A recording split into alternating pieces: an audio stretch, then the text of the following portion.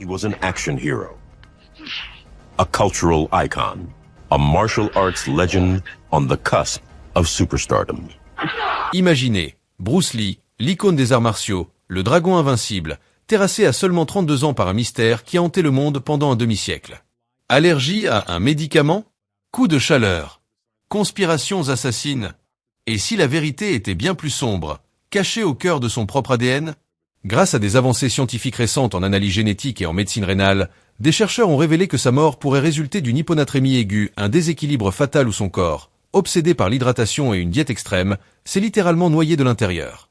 Dans cette vidéo, nous décortiquerons les faits, les signes avant-coureurs ignorés, les incohérences de l'autopsie de 1973, les théories conspirationnistes balayées, et comment des études modernes, comme celle publiée en 2022 dans le Clinical Kidney Journal, réécrivent l'histoire en pointant des prédispositions génétiques à la rétention d'eau.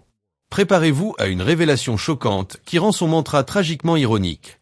Si vous appréciez cette plongée dans les mystères de la vie, n'oubliez pas d'aimer la vidéo et de vous abonner à la chaîne Expérience de Vie pour ne rien manquer de nos explorations fascinantes. Il était un héros d'action, une icône culturelle, une légende des arts martiaux au bord de la superstar. Pendant 50 ans, le monde a répété les mêmes histoires sur la cause de la mort de Bruce Lee. Une réaction allergique, un coup de chaleur, ou même diverses conspirations. Près de 50 ans après la disparition soudaine de Bruce Lee, de nouveaux rapports affirment que cet acteur brillant et icône des arts martiaux pourrait être mort d'une affection rénale. Mais et si toutes ces explications passaient complètement à côté de la plaque? Et si la vérité était cachée dans son propre corps depuis le début? On nous a menti. Pas par malice, mais par ignorance. Ils n'ont jamais signé de certificat de décès définitif. Où est ce médecin aujourd'hui? Je parie qu'il a été heurté par un bus 2 semaines après avoir signé ce rapport sur l'édème cérébral. Mais ce type est mort 2 semaines plus tard. La science de 1973 n'était tout simplement pas prête pour ce qui s'était vraiment passé. Des décennies plus tard, les avancées en analyse ADN ont révélé des schémas et des indices biologiques qui changent tout ce que nous pensions savoir sur ces dernières heures. Les découvertes sont choquantes, et la vérité est bien pire que ce que quiconque imaginait. Jetons un œil. Le jour où le dragon est tombé. Le 20 juillet 1973, Bruce Lee, l'homme qui a introduit les arts martiaux dans le monde occidental et redéfini l'excellence physique, s'est effondré et ne s'est jamais réveillé. Cet après-midi-là, Lee a rencontré Raymond Chow, son ami proche et producteur de films, pour discuter des derniers détails de leur projet à venir, Game of Death. Plus tard, ils se sont rendus au domicile de l'actrice taïwanaise Betty Ting-Pei. Lee était de bonne humeur, répétant des répliques et mimant des scènes de combat. Mais vers 19h30, tout a changé. Il s'est plaint d'un mal de tête soudain et intense, accompagné de vertiges. Ting-Pei lui a donné un comprimé d'équagésique, un analgésique courant contenant du méprobamate et de l'aspirine qu'il avait pris auparavant sans problème. Puis il est allé s'allonger. 2 heures plus tard, quand Ting-Pei est venue vérifier, elle l'a trouvé inconscient. Paniquée, elle a appelé Chow, qui est arrivé rapidement et a tenté de le réveiller.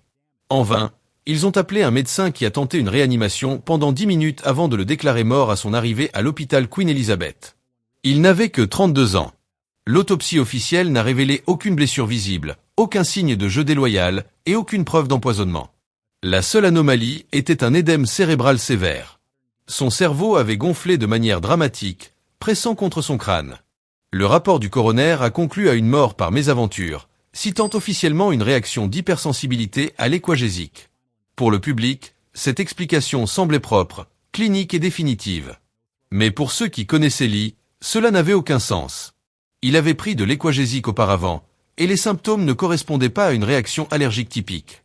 Pas d'éruption cutanée, pas de gonflement de la gorge, pas de convulsions jusqu'à l'inconscience, et les rapports toxicologiques n'ont pas montré de dose létale de drogue.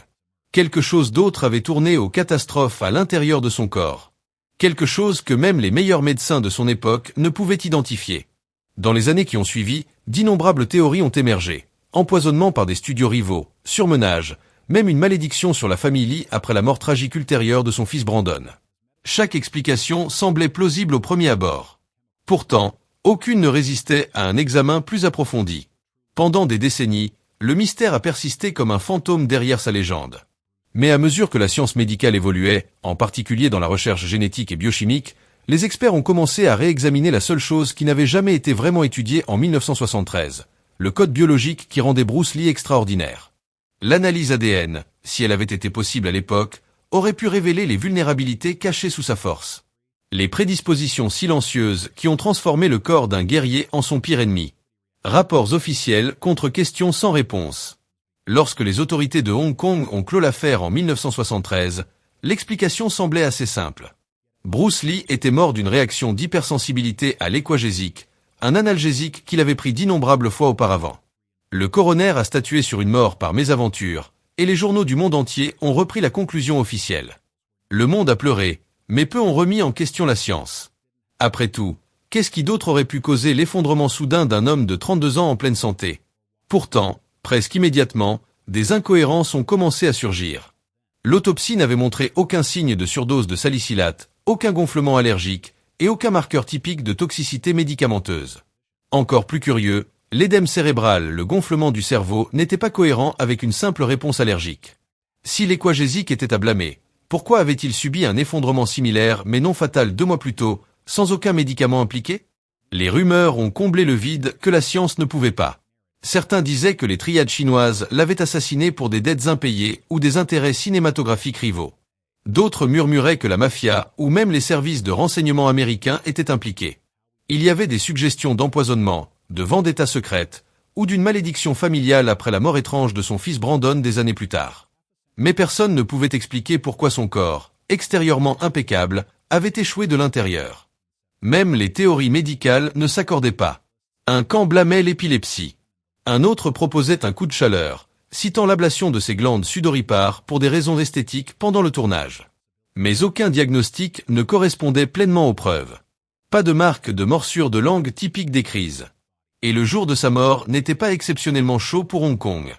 L'idée d'un coup de chaleur, bien que plausible, ignorait des détails clés. Il était à l'intérieur, pas en train de s'entraîner quand les symptômes ont commencé. En l'absence de réponse, l'histoire la plus simple, allergie médicamenteuse, persistait. Pourtant, à mesure que la médecine légale avançait, les experts ont revisité les anciennes découvertes et ont réalisé à quel point l'enquête de 1973 était limitée. Les tests toxicologiques étaient basiques, et des échantillons biologiques clés n'ont jamais été conservés pour des analyses futures. Les médecins n'avaient pas la technologie pour sonder plus profondément comment son corps traitait les médicaments, la chaleur ou la rétention d'eau. Des spécialistes modernes soutiennent maintenant que le mystère n'aurait pas pu être résolu à l'époque parce que la médecine manquait d'un outil crucial, l'analyse génétique. Aujourd'hui, les tests ADN peuvent révéler des prédispositions cachées, des bizarreries métaboliques, des sensibilités rénales ou des déséquilibres électrolytiques impossibles à détecter il y a un demi-siècle. La question sans réponse n'a jamais été ce qui a tué Bruce Lee, mais pourquoi son corps a réagi de cette façon? De nouvelles technologies scientifiques ont révélé que derrière le récit public des drogues et des conspirations se cachait peut-être quelque chose de bien plus humain, quelque chose ancré dans son ADN même. Et comme les chercheurs l'ont découvert plus tard, cette possibilité change tout sur la façon dont nous comprenons non seulement sa mort, mais aussi sa vie. Quand la science a regardé à nouveau. Un demi-siècle après la mort de Bruce Lee, la science avait enfin rattrapé les questions qui avaient déconcerté les enquêteurs en 1973.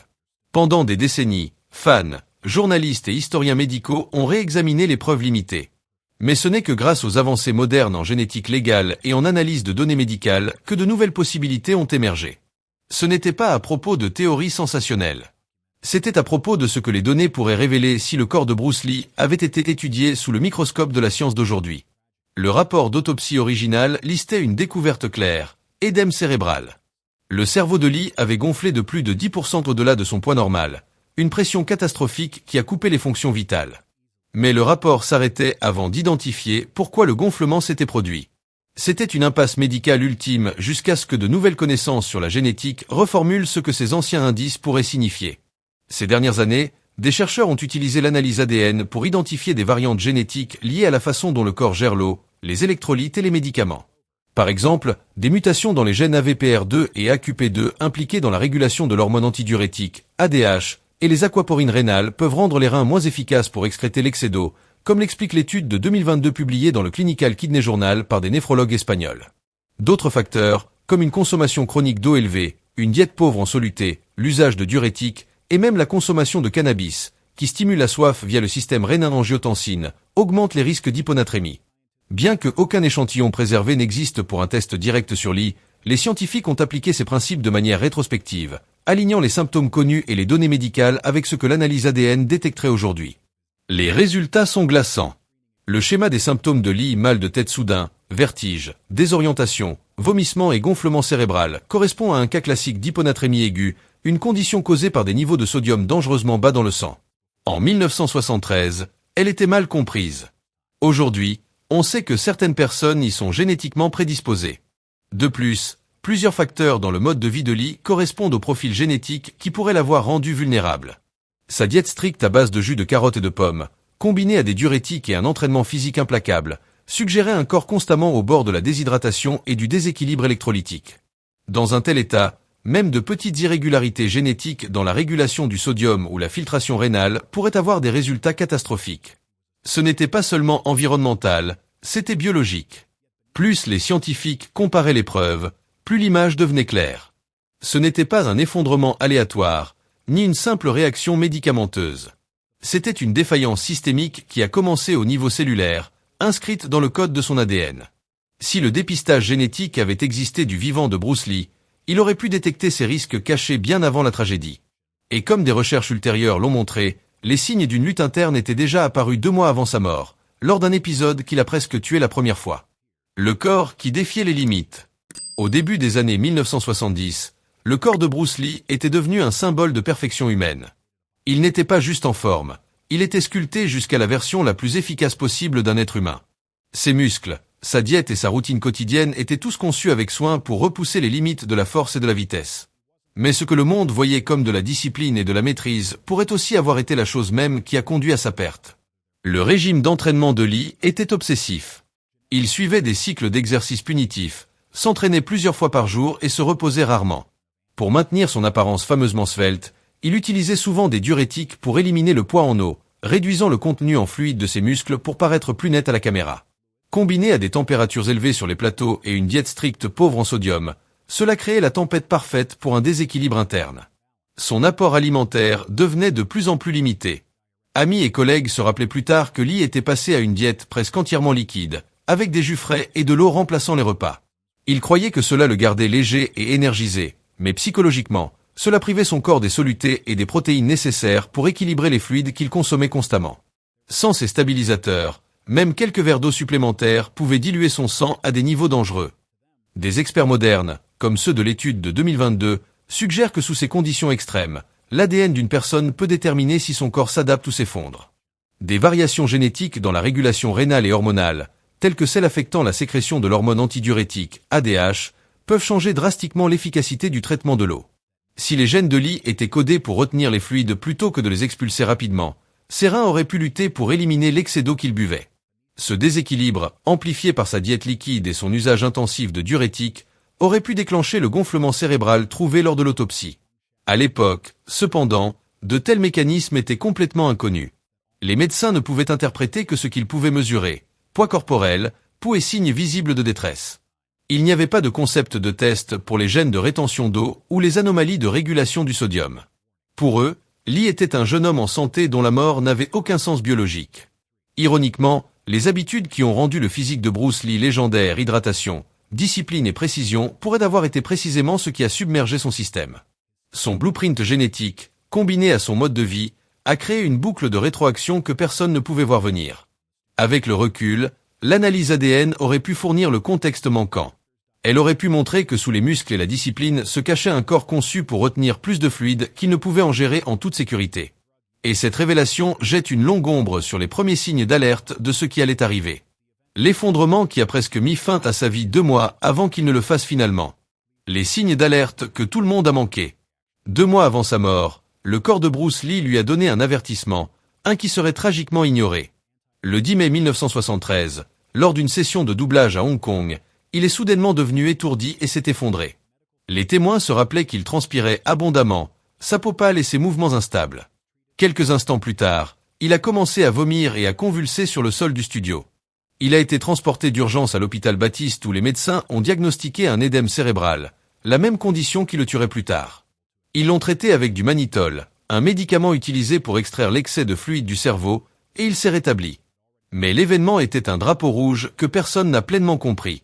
À l'époque, le médecin de Lee suspectait l'épuisement ou une réaction au stress. D'autres pointaient vers une possible épilepsie. Il a même été prescrit du phénitoïne, un médicament antiépileptique, bien que des tests ultérieurs n'aient trouvé aucune preuve d'activité épileptique.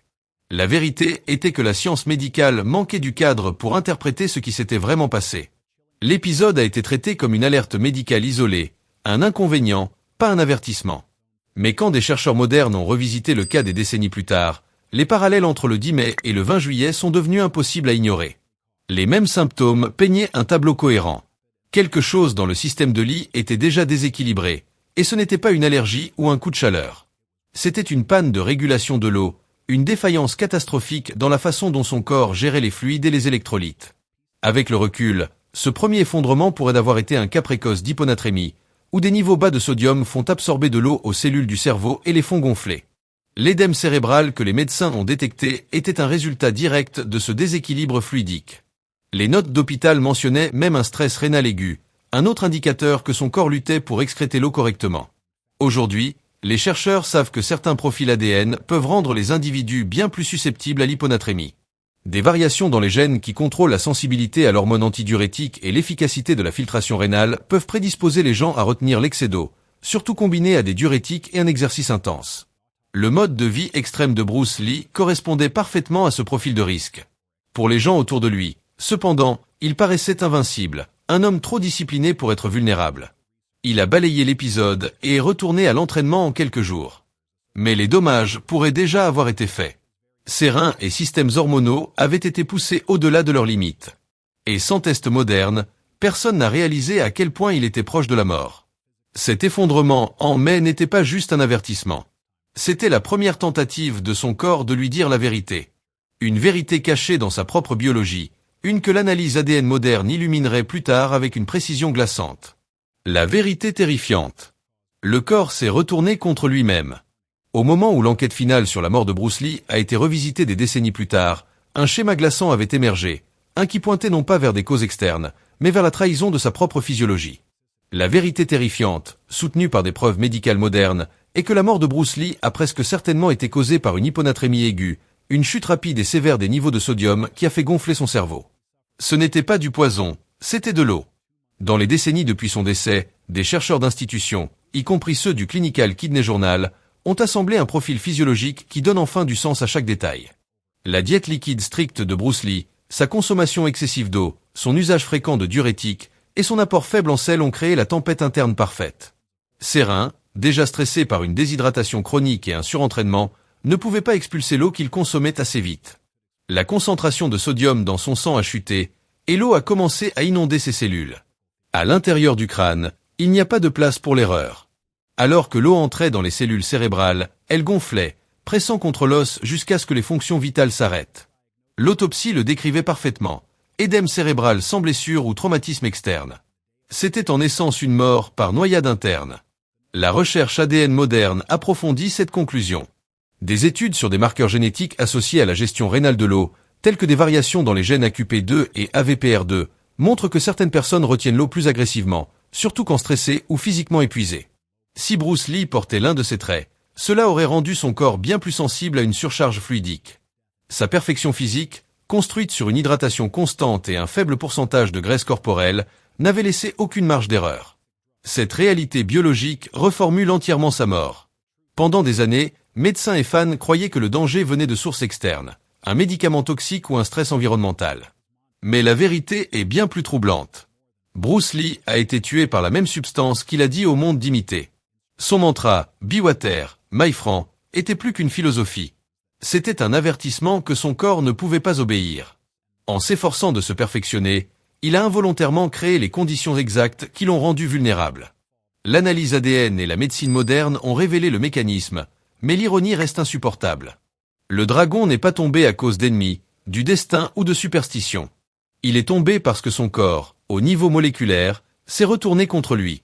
La vérité terrifiante est que Bruce Lee, un homme qui incarnait le mouvement et la fluidité, a finalement été défait par l'élément même qu'il vivait. L'analyse ADN résout enfin le mystère de la mort. Pendant 50 ans, médecins et théoriciens du complot ont essayé de donner un sens à la mort soudaine de Bruce Lee.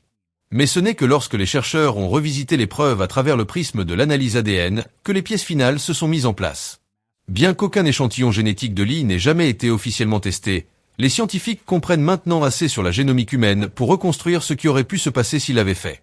Les indices de son histoire médicale et de sa réponse physiologique correspondent presque parfaitement à ce que nous reconnaissons maintenant comme une prédisposition génétique à la rétention d'eau et au déséquilibre électrolytique.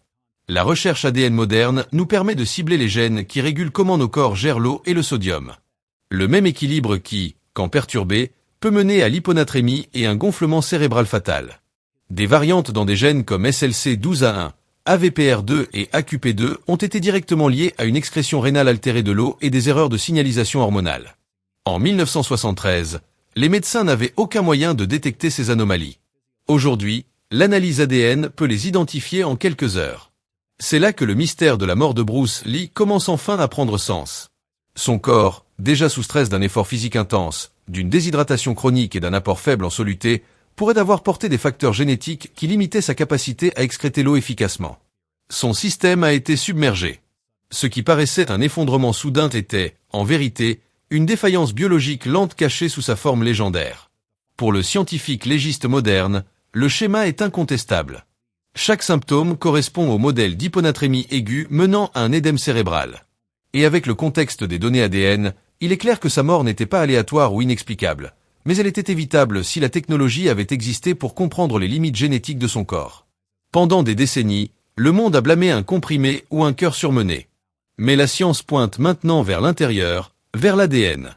La même molécule qui définissait sa force, sa récupération et sa vitesse contenait aussi le défaut qui a tout mis fin. C'est choquant, oui, mais c'est aussi poétique. Le dernier adversaire du dragon n'était pas un rival ou un assassin. C'était sa propre biologie, cachée à la vue de tous, attendant que la science la rattrape. L'héritage du dragon. Dans les décennies depuis la mort de Bruce Lee, sa légende n'a fait que grandir. Ses mots, ses mouvements et sa philosophie ont remodelé non seulement les arts martiaux, mais la façon dont les gens voient le potentiel humain. Il est devenu plus qu'un athlète ou un acteur, un symbole de discipline et de force mentale. Pourtant, sous cette légende se cache une vérité que la science n'a commencé à comprendre que récemment. Même le corps le plus fort peut être trahi par sa propre biologie. Les révélations finales apportées par la compréhension génétique moderne ont forcé un changement dans la façon dont nous le voyons. Bruce Lee n'est pas mort parce qu'il était imprudent ou maudit. Il est mort parce que son corps, forgé à la perfection par sa propre volonté, a été poussé au-delà des limites inscrites dans son ADN. La même précision qui le rendait plus rapide et plus mince que ses pairs l'a aussi rendu vulnérable. Sa composition faible en graisse, sa diète basée sur les fluides et son manque presque complet de sodium ont créé un corps si efficace que même un petit défaut génétique pouvait faire basculer la balance vers la catastrophe. Et pourtant, cette vérité ne le diminue pas. Au contraire, elle amplifie la tragédie. Il n'était pas une victime de vanité ou de négligence. C'était un homme en avance sur son temps, dont la poursuite de la maîtrise a poussé dans un territoire biologique que personne ne comprenait encore. Dans un monde sans test génétique, il est devenu un cas d'étude sur la façon dont la perfection peut cacher la fragilité. Aujourd'hui, l'analyse ADN a réécrit l'histoire de sa mort. Le mystère de la mort qui a inspiré des livres et des documentaires sert maintenant de leçon en humilité scientifique. Le décès de Bruce Lee n'était pas juste une tragédie de célébrité. C'était un avertissement sur à quel point notre compréhension du corps humain était limitée autrefois. Son cas a depuis influencé des discussions en sciences du sport et en recherche génétique, montrant à quel point un déséquilibre au niveau moléculaire peut mener à des résultats dévastateurs. C'est ironique que l'homme qui a dit au monde d'être comme l'eau ait été défait par elle. Ces mots, autrefois vus comme purement philosophiques, portent maintenant un écho médical inattendu. Ils nous rappellent que même quelque chose d'essentiel comme l'eau peut devenir létal quand le code interne du corps se retourne contre lui-même. Pourtant, peut-être que Bruce Lee aurait apprécié l'ironie. Il croyait que la connaissance était infinie, que la vérité se révélait seulement par un questionnement constant. Et à la fin, la science a fait exactement cela. Elle a questionné le mythe et trouvé une réalité non moins extraordinaire. Pensez-vous que connaître la vérité sur l'ADN de Bruce Lee change la façon dont nous voyons sa légende ? Ou cela rend-il seulement le mystère du dragon encore plus profond ? Dites-nous vos pensées dans les commentaires. Merci d'avoir regardé. On se voit dans la prochaine vidéo.